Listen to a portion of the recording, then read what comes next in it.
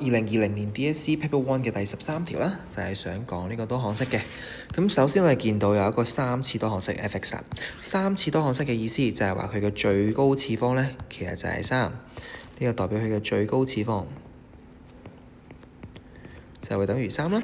咁首先我會見到黃色 highlight 呢句 f(x) 可以被 x 減1整除，咁所以咧我哋就可以得到 f1 咧其實就會等於0，f1等於0啦。咁點解啊？首先大家要記住，如果當 f(x) 除 x 減 a 嘅時候，咁其實個餘數咧就會等於 f(a) 咯。而當佢被整除嘅話咧，即係代表個餘數係等於0，個餘數係等於0嘅。咁咪即係話我哋嘅 f1 係會等於0啦。咁再睇我哋下一個句子啦。睇翻我哋藍色嘅句子，當 f(x) 除 x 2次減1嘅時候，個餘式係 kx 加8喎。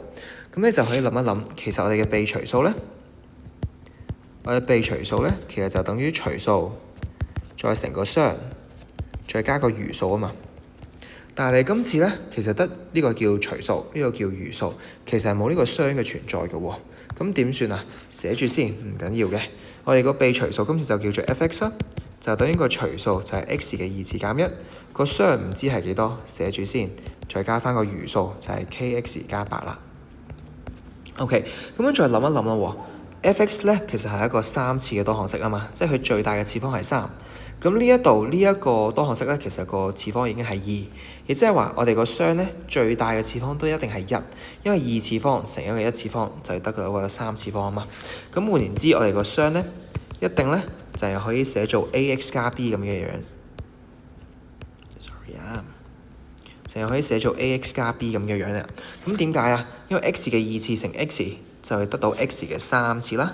但係 x 前面個係數我唔知係幾多嘅喎，咁所以有個 a 喺度啦。咁同一時間我都唔知個常數項位係幾多嘅，咁所以有2個未知數喺度嘅。咁跟住之後咧，我哋再加埋剩低嘅餘數啦，咁就係 kx 加8。好，咁記唔記得我哋因為 f(x) 可以被 x 減1整除啊？咁跟住之後我哋就可以運用呢條式啦。咁因為我哋 f1 等於0啦，咁 f1 嘅意思就係代表係代 x 等於1咁解啦。咁就可以將所有嘅 x 轉做1啦。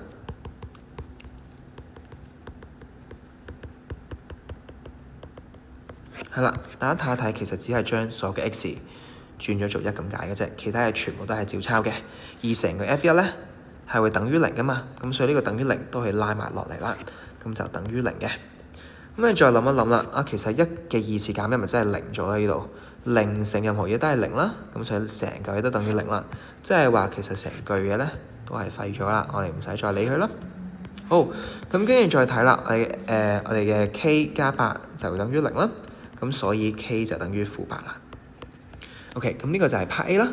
咁 part B 嘅話，我哋就知道x 加3咧其實就係 f(x) 嘅因式。咁而家黃色係呢一句咧 x 加3係 f(x) 嘅因式。咁因式咧都係代表其實佢個餘數係0啦，亦即係代表我哋黃色呢度咧又可以寫多句出嚟啦，就係代表我嘅 f(3) 係等於0嘅。咁跟住之後啦，我哋睇下一句，佢話當 f(x) 除 x 嘅時候，個餘數係24喎。你除 x 嘅話，咪真係代表係除 x 減0咁解？咁將個0代翻入去 f(x) 度，咪個餘數咪自然出咗嚟咯。咁所以喺藍色呢句咧，我哋都可以得到 f0 係等於24嘅，係啦。咁因為我哋個 f(x) 頭先講咗係等於 x 嘅2次，再乘翻 ax 加 b， 再加翻個餘數啊嘛，個餘數叫做 kx 加8。但係啱啱我哋計咗個 k 個數字出嚟喎，所以就可以代翻入去啦。就係代翻個-8入去。OK， 咁講多次呢條式點樣嚟啦？呢個叫被除數，除數乘雙再加餘數啦。譬如話我哋之前講嘅35咧，其實係咪可以寫做3乘11再加2啊？咁當我除法嘅時候，其實呢個35咧就叫做被除數啦，而呢個3咧喺出邊嗰個咧就叫做除數，上面呢個咧就叫做雙，下邊呢個咧就叫做餘數啦。所以嚟多一次，呢個係被除數等於除數乘雙再加餘數啦。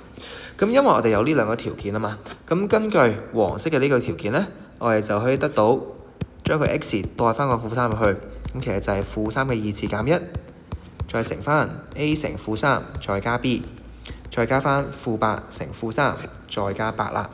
咁成條式咧就會等於0嘅。咁我哋再睇一睇啦，-3嘅二次即係9，9減1即係8。而呢度我哋有-3a 再加 b 啦，再加翻呢一度咧就叫做負得正啦，即係24再加8。咁其實呢度唔拆括號都得嘅，我將呢啲數字擺翻去右邊啦，咁就係8乘翻-3a 加 b 就等於-32啦。咁所以-3a 加 b 咧就等於-32除8就係-4啦。咁呢個就係我哋嘅第一條式。咁繼續運用藍色呢條啦，咁你就可以得到我哋嘅 f0 等於24啊嘛，即係將所有嘅 x 轉做0。咁所以 f0 就會等於0嘅二次減1，再乘翻 a 乘0，再加 b，再加翻-8乘0，再加8，咁其實就等於24啦。好啦，睇多一次 f0 等於24係由呢條式出嚟嘅，而中間呢度咧，只不過係將所有嘅 x 轉做0咁解嘅啫。OK， 咁再計一計啦，0嘅二次即係0，0減-1即係-1啦。跟住 a 乘0即係0咗啦，咁得翻一個 b， 再加翻-8乘0都係0咗，所以加翻一個8就等於24啦。咁所以我哋有-b等於16，將個8掉過去等於減8，咁所以我哋個 b 咧就等於-16啦。咁既然得到 b 嘅答案咧，就可以將呢條式咧代翻入去頭先嘅1號式度，咁你就會得到-3a 再加 b，b 即係-16，就會等於-4嘅。咁換言之，我哋嘅-3a 咧就等於-4加16，即係12，咁所以我哋 a 咧就等於-4啦。咁既然我哋而家攞到 a 同 b 嘅數值嘅時候，就可以將佢代翻入去我哋原本嘅呢條 f(x) 數啊嘛，可以將佢擺翻我哋原本而家紅色 highlight 住嘅呢條式入邊。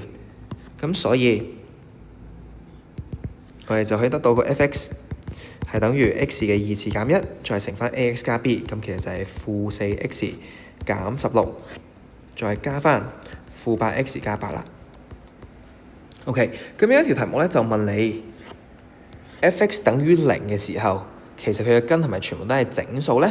咁咧就嘗試去計一計啦。我哋將呢條式 copy 落去下一版啦。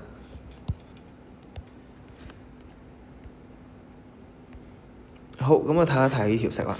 咁我哋想要 f(x) 等於0啊嘛，咁將佢 set 做等於0啦。咁換言之就係 x 嘅二次減1，再乘翻-4x 減16，再加翻-8x 加8，咁其實就等於0啦喎。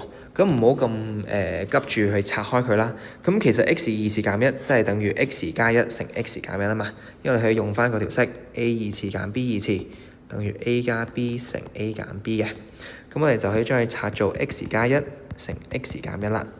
咁同樣地，剩低嘅就可以照抄啦。咁呢個就會有-4x 減16，再加翻，咦，其實呢度可以抽到個-8出嚟喎。我哋抽個-8出嚟，咁其實得翻嘅就叫做 x 減1啦。我哋出多次啱啱-8乘 x 就係-8x， -8乘-1，負得正，所以係正8。咁再睇一睇，再留意翻啦喎。其實呢度有個 x 減1，呢度都有一個 x 減1，就可以將個公因數抽出嚟啦。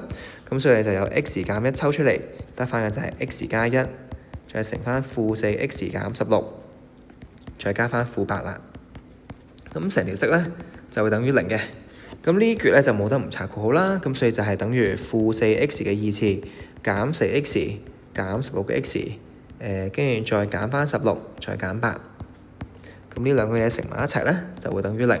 好啦，講慢少少 ，x 乘-x 得到-4x 嘅二次 ，x 乘-16可以得到-16x， 1乘-4x 得到-4x， 1乘-16得到呢個-16，咁正負就得翻-8啦。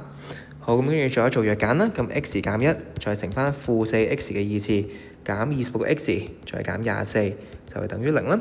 咁我哋抽埋個-4出嚟啦，咁所以得到嘅就係 x 嘅二次加5x 再加6就會等於0啦。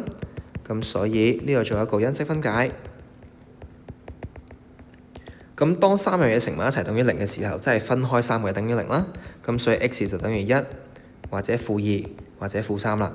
咁其實1、-2、-3都係整數嚟嘅。咁所以我哋就可以同意啦。